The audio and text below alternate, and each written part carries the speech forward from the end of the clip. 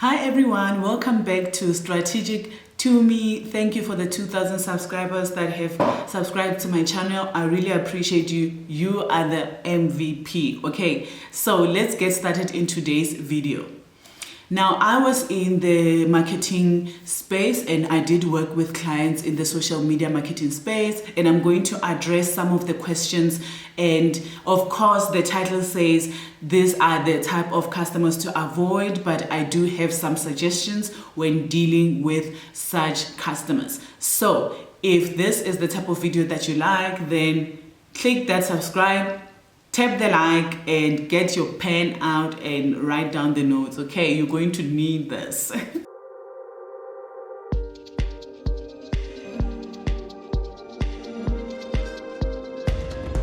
So the first type of client that you need to avoid, if you haven't worked with them yet, and when you're talking with them in the initial meeting, you get the feeling that they believe that you, as a social media marketing person, you are coming to save their business.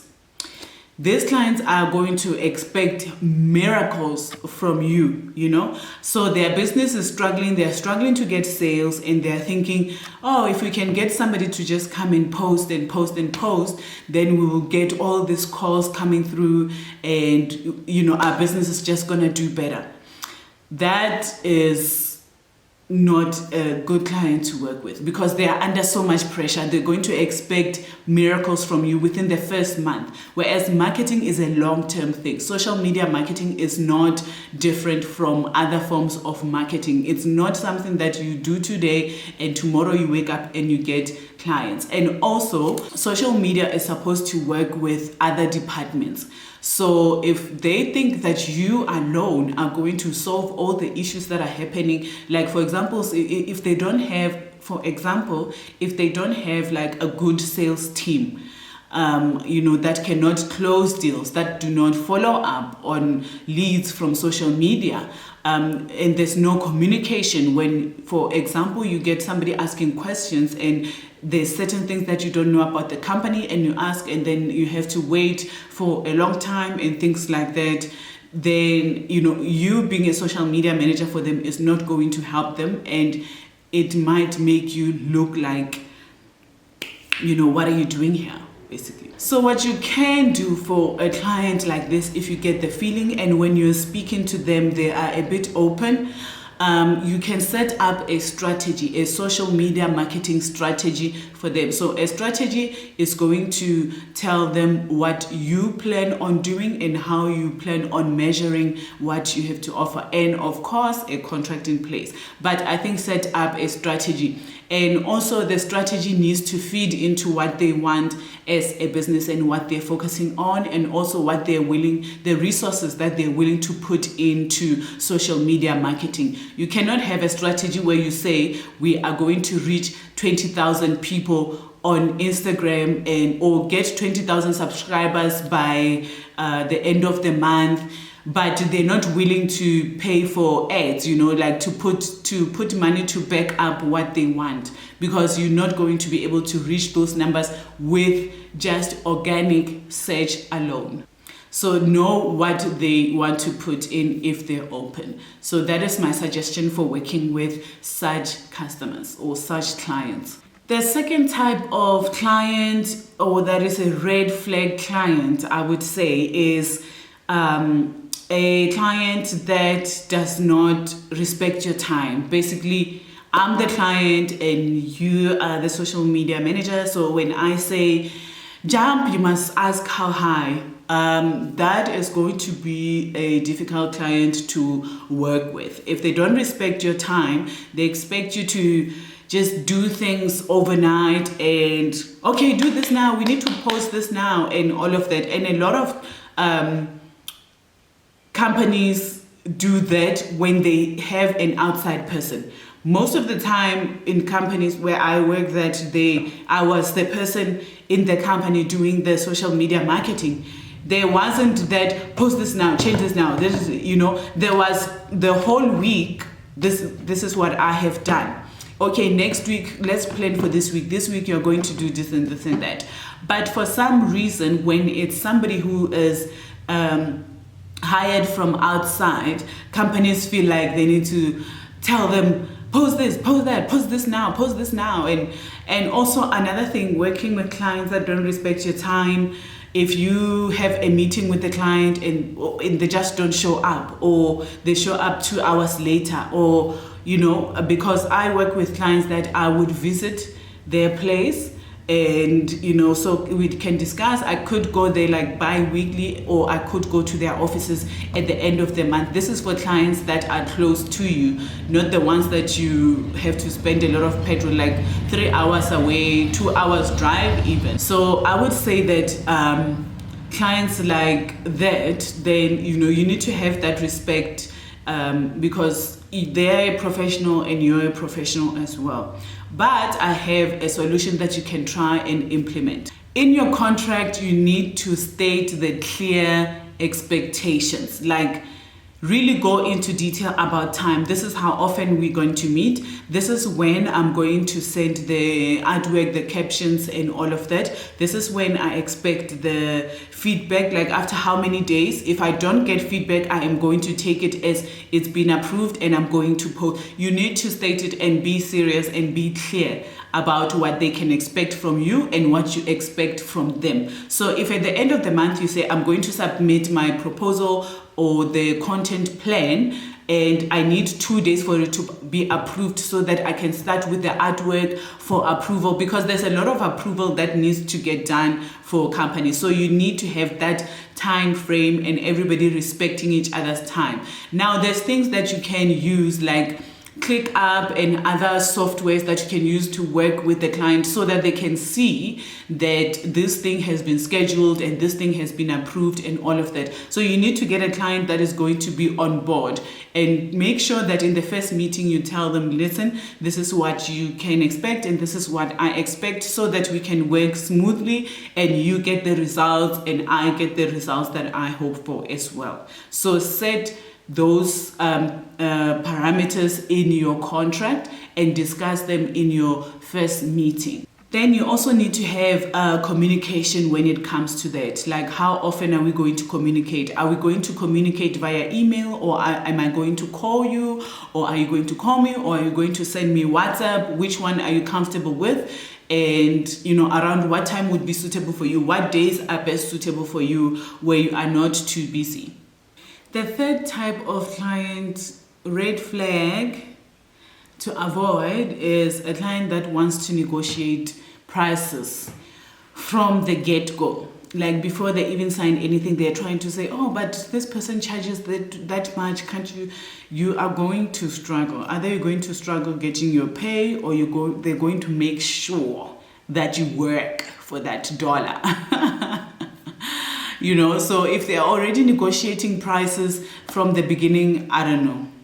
It's a big red flag. So one way to deal with that issue, if it does come up, or if you get a feeling that it's that type of client, for me, I would be like, okay, but if you want to deal with such a client, you can create a proposal with your previous work and a proposal that shows the results that you have reached for other people. You can show them, this is what I have done with these people. These people spent this amount on advertising. I posted this amount of times. You don't have to show them somebody that is in the same niche. Like maybe if you are dealing with a logistics company, you can show them something that you have done for maybe a packaging company, for example, and you show them that you've posted this amount of times for them and you've posted this kind of content and it worked. So if they want to negotiate their price, this is what I offer and this is why I price the way I price. You see, so if you're still starting out and you just want the experience, then that's okay. Maybe you can take some work that you feel like, okay, I'll give them 3 months, and then after 3 months, I'm going to renegotiate my prices. I'm going to renegotiate, how much I charge per month. So you need to show them that return on investment if you're going to be standing on business with your price, okay? Last but not least of red flags, somebody actually asked in the comments in another video asking what to do when clients post on your behalf. This is one of the red flags that you need to try and avoid. So clients that do not allow you to do your job or try to meddle when you've already done the work that you have both agreed on, that is a tricky client to deal with. But of course, there are always ways around if you put in more energy, thought, and creativity into it. Okay, so one of the ways that you can deal with such client, or you can work with such clients, is to have content approval workflows. So are we in agreement? And then ask them to please not post on the platforms, because it's going to make it difficult for you to track the work that you have done, and you want to be able to show them that this is what you have done and this is what is working and this is what is not working. So when it comes to analytics, you're going to have a difficult time when everyone is chipping in. There's a saying that too many cooks spoil broth or something like that.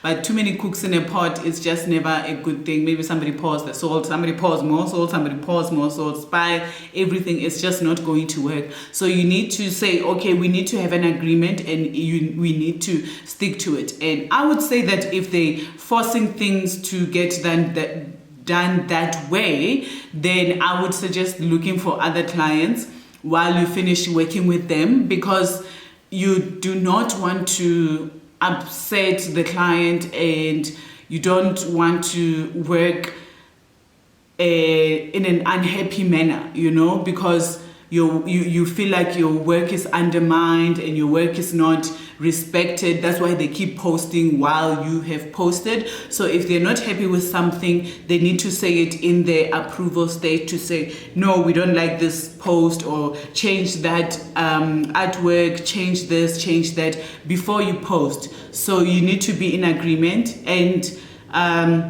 let them know and have them tell you that, okay, we will not be posting if you are not posting, or we will ask you before time if you can post this and what is the best time to post and which is the best platform to post and all of that. So I hope this red flags has not turned you from becoming a social media manager, because really it's an exciting field, even though it's a bit stressful. But I feel like with the proper working place, then you can work with your customers really well. Like I said, there's softwares where you can include the customer, their email, maybe their contact number as well. So every time you make changes, they can see it. They can also comment on the platform to say, no, I do not like this. And also, even when they say that they do not like something, you need to speak to them to let them know that